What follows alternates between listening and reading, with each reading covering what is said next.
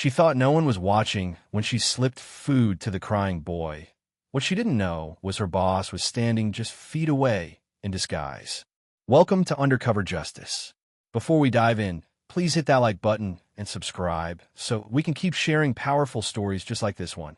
Thank you. Let's get back to the story now. Jacob Wallace adjusted the strap of the industrial-grade mop bucket as he stood just outside the glass doors of one of his own stores, a mid-sized retail location nestled in a bustling suburban shopping plaza. The morning light bounced off the windows, giving the place a warm, welcoming glow. But Jacob wasn't here for the sunshine. This was his third time visiting one of his own stores in disguise. The difference? This time, he wasn't pretending to be a customer or a casual observer. Today, he was here as a janitor.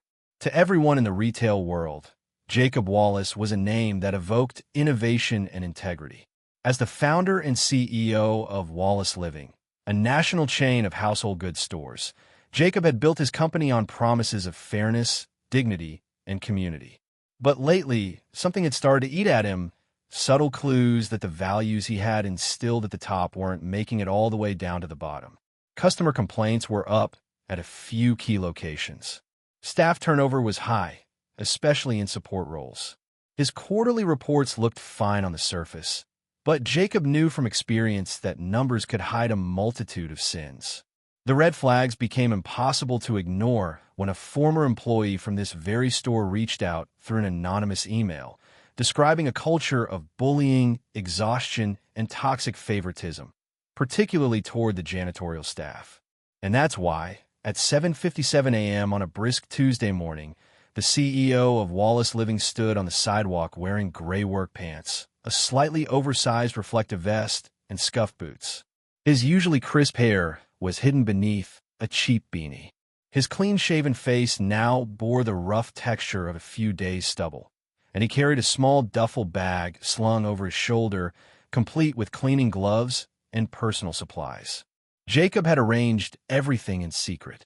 Only his executive assistant knew the truth. The store had recently posted a temp janitorial position through a third-party agency, and Jacob had jumped on the opportunity. A fake identity, background check, and new name, Jack Willis, made it easy. He wanted to see everything with his own eyes. No filters, no curated reports.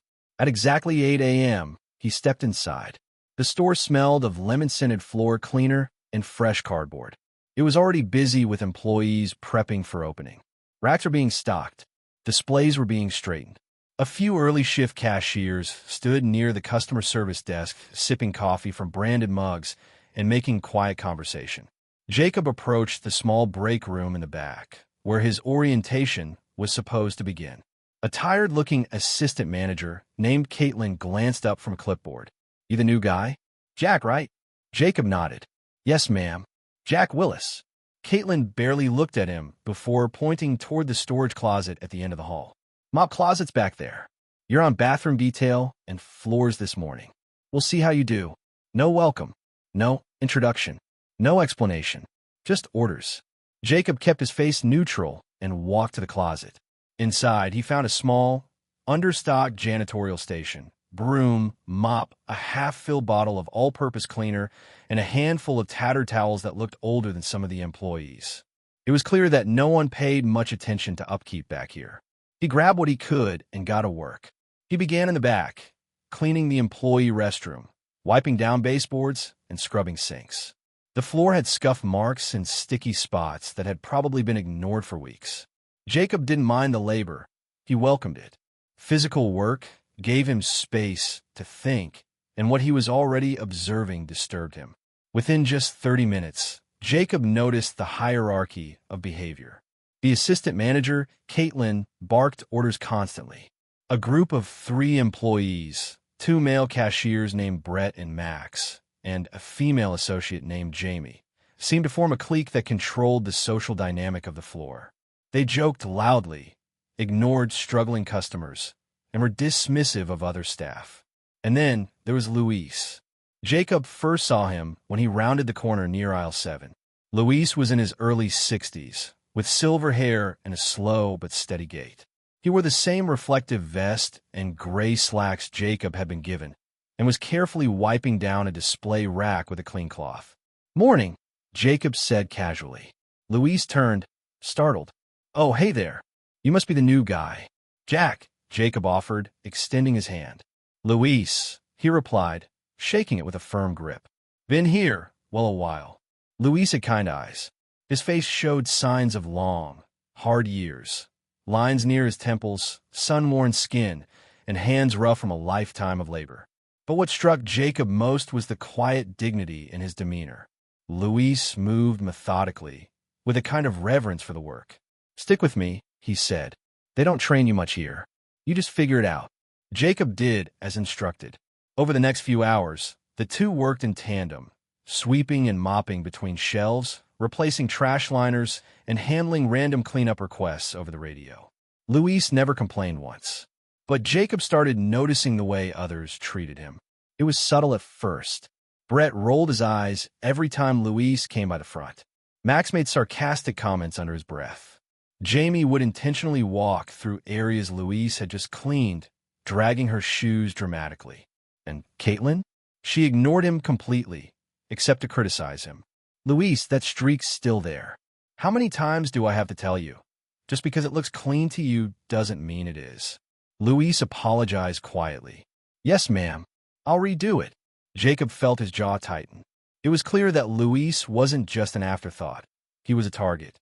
When they finally took their first break, Jacob and Luis sat outside, near the loading dock. "You've been here long?" Jacob asked, sipping from a paper cup of lukewarm coffee.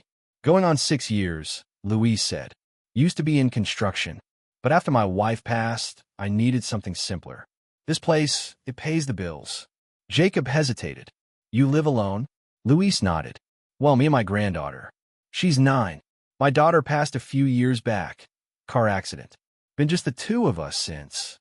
Jacob felt a lump form in his throat. The man sitting beside him was not just a janitor. He was a grandfather, a guardian, a survivor. And yet, here he was, being treated like disposable help by people who had no idea what he carried on his shoulders. "Why don't you leave?"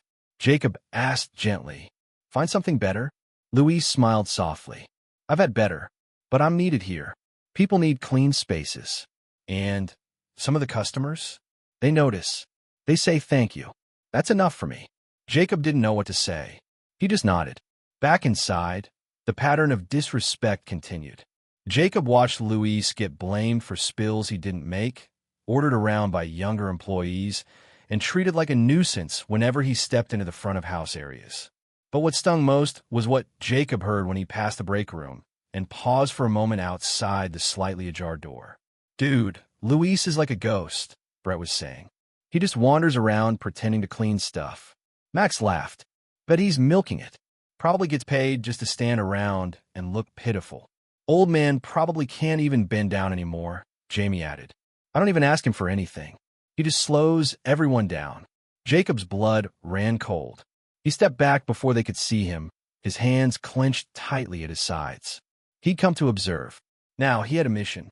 The clink of utensils and the low hum of conversation filled the diner like a well-rehearsed symphony, one that Mark Bennett. Now in his temporary persona as Rick, a wandering freelance food blogger, was ready to analyze with more than just a taste for breakfast. The morning rush had passed, leaving behind the lull of mid-morning regulars sipping coffee and flipping through newspapers. Mark sipped his own black brew, lukewarm by now, and watched as the inner workings of the diner slowly revealed themselves. The kitchen hissed with residual steam. The cashier's scanner beeped lazily with occasional transactions, and the staff began their slow transition between peak shifts. But something about the rhythm felt wrong, off, as if there were a slight dissonance in the harmony, a discordant note lurking beneath the surface, one he hadn't quite put his finger on yet. But he would. That was why he was here. Seated in the same corner booth where he'd observed the previous day's interactions, Mark kept his head down just enough to remain unnoticed, but his eyes were sharp, studying everything. The way employees spoke to one another, how they moved around customers, and most importantly, how they reacted when no one was looking. He saw the cracks begin to show in the diner's carefully managed exterior. One moment stood out. A young mother entered with a boy no older than 4, the child clutching a threadbare stuffed animal and blinking up at the overhead menu with wide eyes. They took a seat at a booth near the window. Mark noticed how thin the woman's coat was, her shoes soaked at the toes from the rain, and how she nervously counted change in her hand before placing her order. The cashier on duty today was the same man Mark had noticed yesterday, tall, lean, with a permanent smirk carved into his features. His name tag read Logan. Logan didn't greet the woman, didn't acknowledge the child's presence, and certainly didn't soften his voice when he said, "You're a couple dollars short. Either pick something else or come back when you've got it." The boy's lip trembled. The woman whispered something, clearly embarrassed, and was just about to turn away when someone intervened. Samantha. She was the quiet cashier from the back register, whom Mark had only briefly noticed the day before. She appeared without a word, placed a small folded bill on the counter beside the register, and said softly, "It's taken care of." Logan scoffed, rolled his eyes, and punched in the rest of the order with heavy fingers. The mother offered a grateful look, but Samantha had already turned away, heading into the kitchen. The child clung to his mother's coat, and they took a seat without another word. Mark felt a slow burn build in his chest. This moment, this was why he'd come undercover. To find out what truly happened beneath the numbers. A report couldn't show that kind of heart. A balance sheet wouldn't reflect a quiet act of kindness. But what bothered him more was Logan's reaction. It wasn't just indifference. It was contempt. That attitude, Mark realized, wasn't new. It was systemic. Allowed. Possibly encouraged. Which meant the problem wasn't just Logan. It was culture. Mark's observations extended into the kitchen, where he made a point to wander casually under the guise of looking for the restroom. Back there, he spotted Samantha scrubbing trays and prepping the next rotation of silverware. She moved efficiently, but there was tension in her shoulders, and she flinched when Logan entered behind her. He didn't yell. He didn't need to. His words, barely audible over the hum of the fryer, were laced with something colder than volume. "You trying to make the rest of us look bad?" Samantha didn't answer. She just kept scrubbing. Mark lingered long enough to hear Logan mutter something about hero complexes and charity cases before he disappeared into the break room. The next hour confirmed what Mark had already begun to suspect. Samantha was overworked and overlooked. Logan was smug, loud, and clearly used to getting his way. And the manager on duty? Absent. Not physically, but in every way that mattered. The woman, mid-50s, with a headset perched atop her tightly pulled back bun, sat in the office behind the glass with the door cracked just enough to see the register, but not enough to hear anything. She was busy with schedules, inventory, vendor calls, anything, it seemed, except her people. By noon, Mark had watched 3 different customers grow frustrated with Logan's attitude. One elderly man, clearly irregular, was told, "Next time bring exact change, or don't bother holding up a line." Mark watched the man retreat to his booth with hunched shoulders and shaking hands, stirring his coffee in silence. That was when Mark saw something that would change the course of his entire plan. The child from earlier, now halfway through his sandwich, began to cry softly. His mother looked panicked. She rummaged through her purse. No more juice. No money left. Samantha, who had just clocked out and was heading to the back, saw it too. She didn't hesitate. She ducked into the staff fridge, pulled out a wrapped pastry from her own lunch bag, and returned to the counter. No fanfare. No announcement. She knelt, slid the snack across the edge of the counter to the child, and winked. Logan saw it, and this time he reacted. "What are you doing?" he snapped. "That's not from stock, is it?" Samantha didn't flinch. "It's from my bag." "That's not the point," Logan hissed. "You keep pulling this stuff, and sooner or later they're going to think we're a shelter." Mark leaned forward, heart pounding. No one else seemed to notice. The manager still hadn't looked up. The child was now quietly munching on the pastry, tears forgotten. Samantha walked past Logan without a word. Mark's decision was made. He left a generous tip on his untouched sandwich plate, nodded at Samantha when their eyes met, and slipped out the front door without looking back. As he walked down the sidewalk to his parked rental, the storm clouds overhead parted slightly, allowing a weak beam of light to hit the diner sign. Bennett's Comfort Kitchen. What an irony. The only comfort happening inside came from the least powerful person on the team. Mark pulled out his phone. "Janet," he said when his assistant picked up. "I need HR to pull me a full personnel report on the Midwood Diner. Staff complaints, manager turnover, customer service logs, everything. And send me the security footage from the last 72 hours. Make sure legal knows I'm reviewing it personally." There was a pause. "Is everything okay, sir?" Mark looked back at the diner. "No," he said quietly, "but it will be." The next morning, Mark Bennett awoke with an uneasy fire still simmering in his chest. He stared at the ceiling of his hotel room, not bothering to pull the blackout curtains open, letting the room remain as dim as the thoughts stirring in his mind. He hadn't slept well. Each time he closed his eyes, he saw the boy's tear-streaked face, Samantha's quiet kindness, and Logan's sneer. The worst part wasn't what Logan had said. It was that nobody had stopped him. Not the manager. Not any other staff. It was a symptom of something deeper, and Mark couldn't let it go. He rolled out of bed and pulled on the same worn jeans and gray pullover hoodie he'd been wearing during his undercover visit. This disguise wasn't just for show anymore. It had become a window into a reality his executive board had long filtered out. At 6:45 a.m., with the air still crisp and the sidewalks wet from a light rain, Mark walked into a nearby cafe and opened his laptop, determined to build a plan that would expose the truth, not just to fire Logan or reprimand the manager, but to root out the rot that had settled into the walls of one of his most trusted locations. As his coffee cooled beside him, Mark dug through every internal report Janet had forwarded overnight. On paper, the Midwood Diner had clean financials, solid performance numbers, and moderate turnover.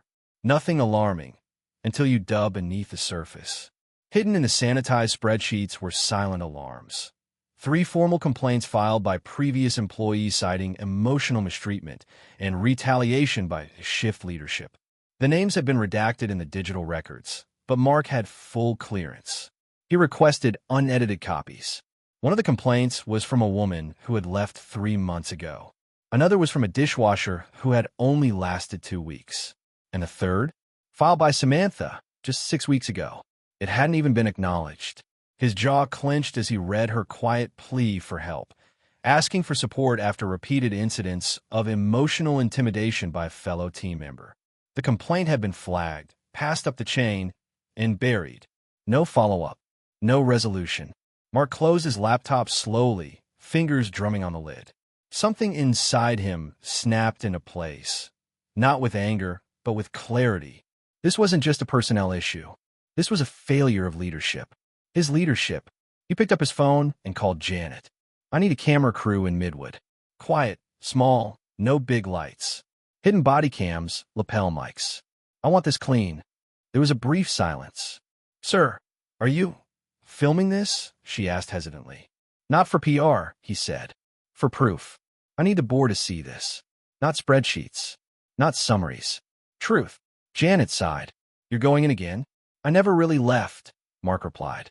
2 hours later, Mark walked back into the diner, this time with a slightly modified approach. Gone was the food blogger persona. Today, he was simply Daniel, a new training consultant sent from HQ for a surprise evaluation. He had emailed the manager under a pseudonym that morning, stating that the corporate office had noticed some minor discrepancies in customer feedback and was sending someone in for observation. Nothing alarming, nothing formal, just a casual check-in. The manager, whose name Mark now knew was Paula, met him with a polite but clearly forced smile. Her outfit was crisp today, headset firmly in place, but her eyes revealed the truth. She was nervous. "Daniel, was it?" she asked, shaking his hand. "Yes, just doing a little pulse check," Mark replied cheerfully, playing the part. "No clipboard, no surveys. Just a quiet presence today. You won't even know I'm here." "Oh, good," Paula said, almost relieved. "Just a typical Tuesday here." Mark smiled warmly, but said nothing. He walked through the dining area, nodded at familiar customers, and took his usual booth. Samantha was there, this time on the early shift. Logan wasn't in yet. Mark's goal today was clear: expose the system by pressing gently, then watching it snap. Within an hour, the stage began to set itself. Paula stayed in the office, fielding back-to-back calls and only emerging to occasionally glance across the dining area. Samantha worked the front counter, managing both registers, the coffee machine, and the mobile orders that filtered in through a cracked tablet screen on the counter. She moved efficiently, with calm competence, but the weight of exhaustion was evident in the slight slump of her shoulders. Mark watched her offer a pastry on the house to a nervous-looking teenager who came up short for his breakfast. She slid a small cup of apple juice to a toddler without being asked. All quiet, thoughtful gestures, subtle but meaningful. Then Logan walked in. He was late. Not by much, just 10 minutes. But no apology. No acknowledgement. He grabbed an apron from the rack behind the counter, smoothed back his hair, and started taking orders with his usual charm, superficial and insincere. Mark observed as Logan made loud jokes to flirt with a young woman ordering coffee, chuckled at a coworker's expense for forgetting to label a sandwich bag, and then snapped, just under his breath, at Samantha for not clearing a tray quickly enough. Mark took a deep breath and stood. He approached the counter, clutching a crumpled receipt he'd planted in his own wallet earlier that morning. A refund test. A small breakfast sandwich and coffee, ordered via mobile, allegedly never received. Mark approached Samantha first. "Hey, I ordered through the app earlier," he said casually. "It charged me, but I never got the order. Can I get a refund?" Samantha blinked, looked at the receipt, and began typing. "No problem, sir. Let me just find the transaction. If it doesn't show up, I'll get Paula to authorize." "Why don't you let me handle that?" Logan cut in suddenly, stepping between them. Mark raised an eyebrow, but said nothing. Logan took the receipt, scanned it once, then shook his head. "This says it was processed over an hour ago. We can't refund it now." Samantha looked confused. "Actually, if he didn't receive it, It's too late," Logan said, voice sharper. "The system closes the refund window after 60 minutes. You should have come earlier." Mark pretended to frown, playing along. "Is that a policy?" "It is now," Logan said curtly. Samantha looked between them. "There's no such." "I said I got it," Logan snapped under his breath. The tone was unmistakable. Mark held his stare for a long moment, then turned and walked back to his booth. He didn't need the refund. He just needed to know how it would be handled. And Logan had passed the test with flying colors, for all the wrong reasons. Over the next hour, Mark watched Logan escalate. He mocked an elderly woman who mispronounced a sandwich name, rolled his eyes at a father struggling to wrangle two kids at the register, and most notably, lashed out again at Samantha when she quietly offered a bottle of water to a man with visible tremors who struggled to hold his wallet steady. It was time. Mark stood, approached the counter once again, and smiled. "Excuse me," he said, loud enough for the diner to hear. "Is there a manager on duty?" Samantha looked up. "Paula's in the back." "No need," Mark said. He turned, pulling the small microphone wire from beneath his collar and placing the body cam on the counter. "Because I think we've seen enough." Logan blinked. "What is that?" "I'm Mark Bennett," he said clearly, removing the hoodie and revealing the unmistakable company logo button-up shirt beneath it. "CEO of this chain. And you, Mr. Logan, have officially been recorded violating several of our core policies, including harassment, misconduct, and falsification of company policy." The diner fell into stunned silence. Samantha froze. Paula emerged from the office, jaw open. And Logan? For the first time, he was speechless. The moment the words, "I'm Mark Bennett, CEO of this chain," left his mouth, the entire diner seemed to freeze in place. Forks hovered midair. Conversation stopped. Even the background hiss of the fryer in the kitchen seemed to quiet under the weight of what had just been revealed. Logan, who had up until now strutted behind the counter with the confidence of someone untouchable, stood stiffly with wide eyes, his mouth half open in disbelief. It was as if the floor had dropped beneath him. Samantha, meanwhile, took an involuntary step backward, the register light blinking idly beside her, her expression torn between astonishment and hope. Mark let the silence hang, letting the truth of his presence settle into the walls like smoke. It was important they understood he hadn't come here to play gotcha games. He was here to expose what they try to keep hidden, and more importantly, to recognize those they ignored. "I've spent the past 2 days watching," Mark began, his voice calm but firm, projecting across the dining room with ease. I came in as a regular customer, under a false name, hoping to get a real sense of what it's like to work and eat here. I didn't bring cameras for show. I brought them for documentation, because some stories aren't told unless you see them yourself. Paula, the store manager, stepped out from the office, her headset dangling around her neck. Her face had gone completely pale. Mr. Bennett, I had no idea. That's exactly the problem, Mark interrupted, turning toward her. You had no idea. You've been here every day, in this store, and you had no idea that Logan has been turning customers away, belittling coworkers, and fabricating policy to avoid refunds. You didn't see the complaint Samantha filed 6 weeks ago, or the previous ones from team members who left.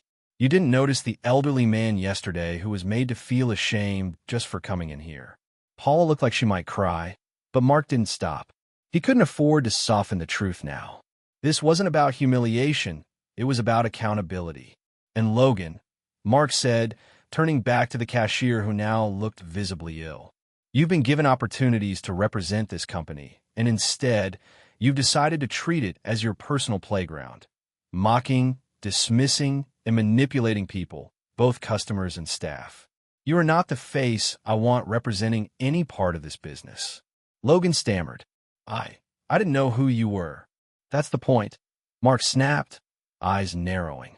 You shouldn't treat people with respect because you think they might be important. You should treat them with respect because it's the right thing to do. The customers, though silent, began to nod. A woman near the counter murmured something about finally someone saying it. A teenage boy at a back booth whispered to his friend, "That's the owner." Samantha, meanwhile, stood like a statue, unsure whether she should stay or flee. Mark turned to her next, his voice softening as he did. "Samantha," he said gently, "you've been carrying more than your fair share of weight here. I saw the way you quietly paid for that child's food yesterday, the way you've covered for short-staffed shifts, the way you treat every customer like a person, no matter how chaotic things get." Samantha's eyes brimmed with tears, but she quickly looked down, her hand gripping the edge of the counter like a life raft. "I also saw your complaint," Mark added, "and how it was ignored. That ends now." He pulled a small notepad from his jacket pocket, one of the many items he'd kept during his undercover assignment, and flipped to a page. "This diner has been failing, not because of revenue or foot traffic, but because leadership failed its people. And when leadership fails, everything below it crumbles. You've been the glue holding this place together, Samantha. But glue isn't supposed to be invisible." Logan tried one last time, his voice desperate now. I can explain. I didn't mean anything by what I said. I was just joking." Mark slowly raised a brow. "Would you like to explain that to the elderly gentleman you mocked yesterday? Or to the customers whose refunds you denied? Or maybe to the board of directors, who will be reviewing the footage later today?" Logan's face drained of all color. Paula looked like she might pass out. Mark nodded toward the kitchen. "You'll hand over your name badge and your key card before you leave today, Logan. HR will be in touch regarding your exit package. And Paula, we're placing you on administrative leave effective immediately while we conduct a full review of your handling of employee complaints and store management." Paula let out a soft, gasping "Yes, sir." With the confrontation addressed, Mark turned back to the stunned dining room. He exhaled, resting his hands on the counter as if anchoring himself back to the moment. "There's more to be said, something constructive, something hopeful. I didn't come here to fire people," he said, quieter now. "I came to see if the values we built this company on were still alive at the ground level. What I found was a failure, but also a lifeline, a reminder of what's worth fighting for." He looked back at Samantha. "People like you make this place what it was always meant to be, a second home for everyone who walks through the door." Samantha's tears slipped down her cheek now, silent and unrestrained. But her expression had shifted from shock to quiet, overwhelming gratitude. Mark turned to the rest of the staff, including the cooks peeking nervously from the kitchen door. "Starting tomorrow," he said, "I'll be working here for the rest of the week. Not as CEO, as a team member. We'll clean this place up together. We'll rebuild trust. And anyone who believes in that vision is welcome to stay." The words felt final, but powerful. The air in the room shifted, not with fear, but with relief. Something had finally changed. Mark gathered his things from the booth and walked back around the counter, placing a gentle hand on Samantha's shoulder. "Take the rest of the day off," he said softly. "You've earned it 100 times over." Samantha nodded, wiping her eyes, and walked toward the break room as a few customers clapped softly from their tables. It wasn't applause meant for drama or performance. It was quiet recognition. Respect. Mark turned back to face the room one last time. "This is how you build something real," he said. "Not from boardroom, from the ground up." The following morning brought with it a crisp, clear sky that bathed the Midwood Diner in golden morning light. The bell over the front door jingled softly as Mark Bennett stepped inside, not as a secret shopper or disguised executive, but openly, transparently, as the CEO he was. And yet, this time, he wasn't here to command from a distance. He was here to work, apron and all. He wore the same gray hoodie, though now the hood was down, revealing his clean-shaven face and alert eyes. Over it, he donned a freshly laundered company apron bearing the Midwood Diner's logo. This wasn't for show. Mark knew the only way to rebuild trust was to meet his team on their level. No camera crews followed him. No handlers. Just a notebook in his back pocket, the scent of coffee in the air, and a promise he had made. To fix what was broken, not just punish it. Inside the diner, the mood had shifted. The tension that once lingered in the air, like invisible smoke, was noticeably lighter. Some employees greeted him cautiously, others with timid nods. Samantha wasn't there yet. She had been given the previous day and today off with full pay. But Connor, one of the line cooks, was already behind the grill. A new cook in training stood beside him, a young woman named Emily, who had just started that week and had watched the previous day's events unfold from the kitchen window. "Morning, Mr. Bennett," Connor called as Mark tied his apron behind the counter. "Just Mark," he said, smiling. "We're all teammates now." Connor blinked. It was strange hearing that from the founder of the company, but something about the way Mark said it made it feel genuine. Mark spent the early part of the morning doing what he had done decades ago when he opened his very first restaurant. Wiping down booths, refilling ketchup bottles, sweeping under tables, and washing dishes. He moved with purpose, but not pride. There was no air of condescension, no sense that this was beneath him. Every task was done with care. Customers trickled in, some clearly recognizing him from the confrontation the day before. "That's the guy," whispered one elderly man to his wife. "No, seriously, that's him, the owner." Mark offered polite nods, but he didn't engage. This wasn't about making headlines. It was about making things right.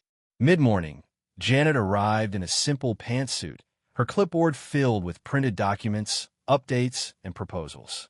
She looked slightly out of place among the clattering dishes and sizzling pans, but Mark waved her over to the coffee station, where he was restocking creamer packets. "I've got the incident summaries you asked for," she said, handing him a folder. "Also, HR prepped a few options for interim management while Paula's review is underway." Mark glanced at the options, but shook his head. "I want to interview the staff myself. If we bring someone new in, they need to fit here, not just look good on paper." Janet gave a small nod, quietly impressed. "And Logan?" she asked. "He'll be processed out today. Full severance, but he won't be returning. HR already briefed him on the exit agreement. I want the employees to know we handle departures with dignity, even when they're deserved." Janet made a note on her clipboard. "And Samantha?" Mark paused, glancing around the room. "She comes back tomorrow. I want to meet with her privately." As the lunch rush approached, Mark took a break to observe the team. Without Paula and Logan, the dynamics had shifted dramatically. Connor had stepped into a quiet leadership role, helping Emily without barking instructions.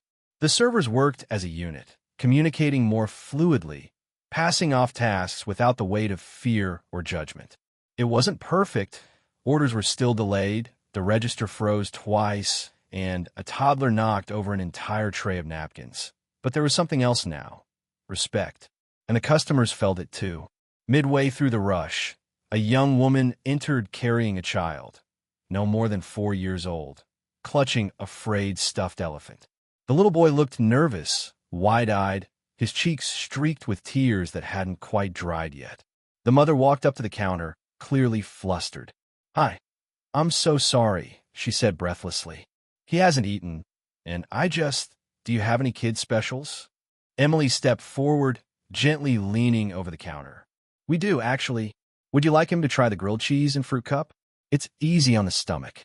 The woman nodded, pulling out a worn purse. "How much is that again?"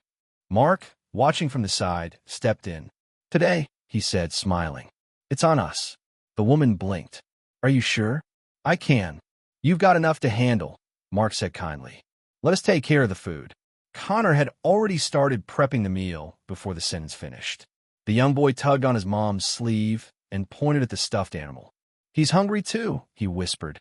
Mark knelt to the boy's level. "Tell you what, your elephant eats first. That way, he can make sure it's safe, okay?" The boy grinned for the first time and nodded solemnly. Moments like this were what the diner was supposed to be. A refuge, a community table, not just another place to shovel out food and flip receipts. After the rush died down, Mark gathered the team into the back of the restaurant. The staff, though wary, clustered together. Connor, Emily, the weekend baker, 2 part-time waitresses, and a dishwasher named Julian who rarely spoke but nodded along quietly. "I want to thank you all," Mark began, "for sticking through everything. What happened yesterday wasn't just about Logan or Paula. It was about a system that stopped listening. And that's on me." A few people exchanged glances. Some nodded. "But that changes now," he continued. "I've been here with you. I've watched you handle chaos with grace. I've seen your hearts. So we're going to do things differently." He pulled out a new notepad. "First, I want every single one of you to give me a list of 3 things that would make your job easier, better, or more fair. No filters. I don't care how small or how wild." Connor raised a hand hesitantly. "Even stuff like getting better floor mats near the dish pit?" "Especially that," Mark said, smiling. "You're on your feet for 10 hours a day. You deserve to not go home with your back screaming at you." Laughter rippled through the group, small but genuine. "Second, we're starting an Employee of the Month bonus system, cash in hand, not a plaque on the wall." Cheers broke out. "And third, we're creating a local leadership team here, with actual input into store decisions. Not just managers from corporate. Real team, leads who know this place like the back of their hand." Emily whispered, "Like Connor." Mark turned. "Exactly like Connor." Connor's eyes widened. "Wait, me? We'll talk," Mark said with a wink. The meeting lasted another 20 minutes, filled with suggestions, laughter, even a few tears. By the end, the team didn't look like survivors. They looked like co-creators of a new beginning. That night, Mark closed up the diner with Julian, the dishwasher, wiping down counters and mopping floors.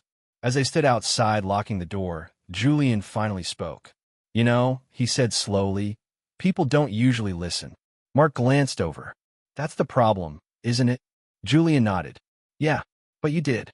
Mark smiled and handed him an envelope with a small surprise bonus for stepping up quietly during the chaos of the last few weeks.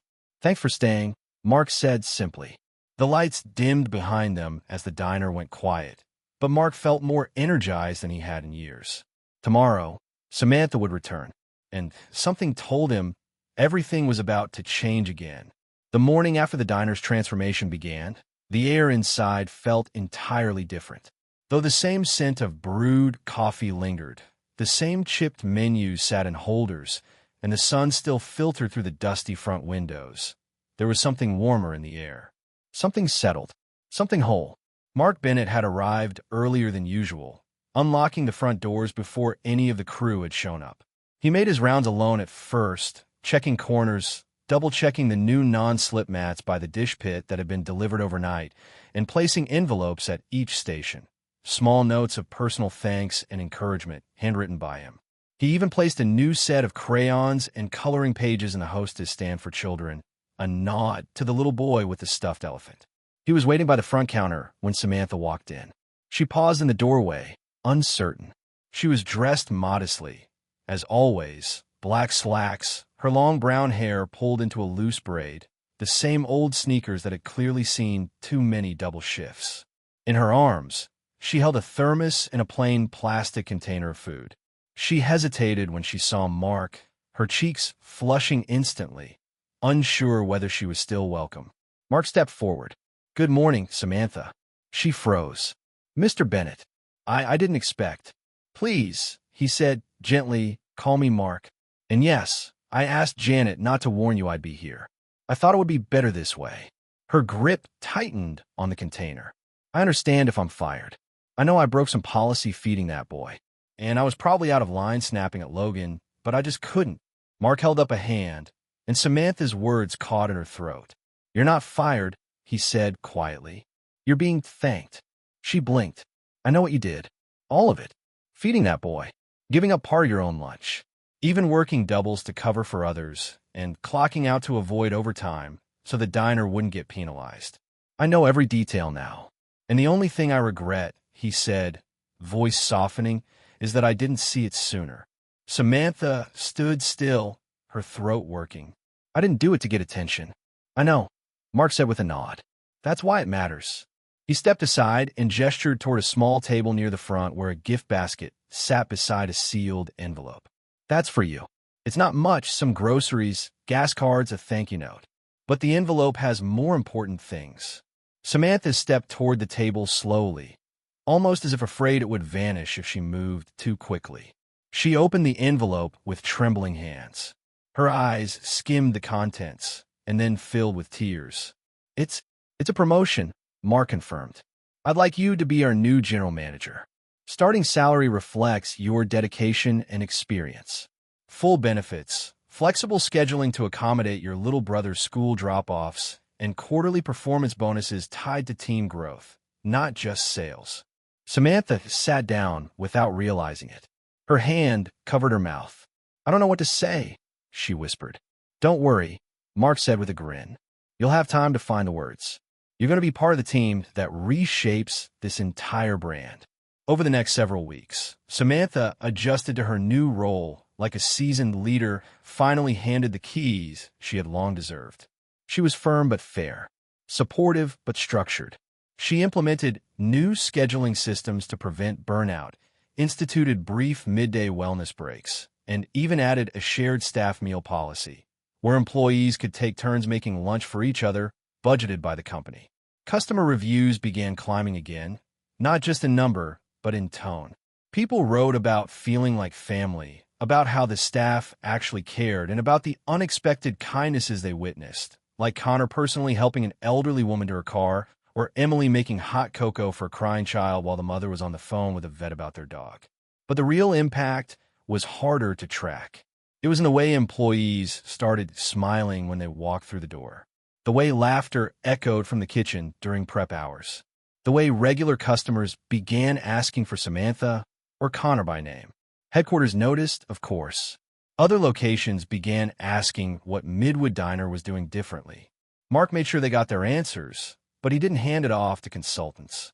Instead, he invited Samantha to co-lead training workshops, traveling with him to other stores to teach not just policy, but culture. During one of those trips, while sitting in a hotel lobby in Boston after a long day of training a new team, Mark turned to Samantha and said, "You know, this place we're building, it's not just better business. It's better humanity." Samantha smiled over her coffee. "I still remember that little boy at the counter. I didn't even think. I just fed him." "You didn't just feed him," Mark said. "You reminded me what this company was supposed to stand for." And that's exactly what they turned Midwood into, not just a diner chain, but a movement of compassion-driven service. Samantha eventually became regional director. Connor moved into a senior leadership role, overseeing mentorship for young staff. Emily completed her culinary certificate and became a full-time kitchen manager. Even Julian, the quiet dishwasher, became the go-to staff trainer for back-of-house roles across several branches. His motto, "Just listen more," became an internal slogan. At the one-year anniversary of the diner's rebirth, a small gathering was held after hours. Employees past and present attended, along with community members who had supported the diner during its toughest time. Mark stood up at the end and raised a glass of iced tea.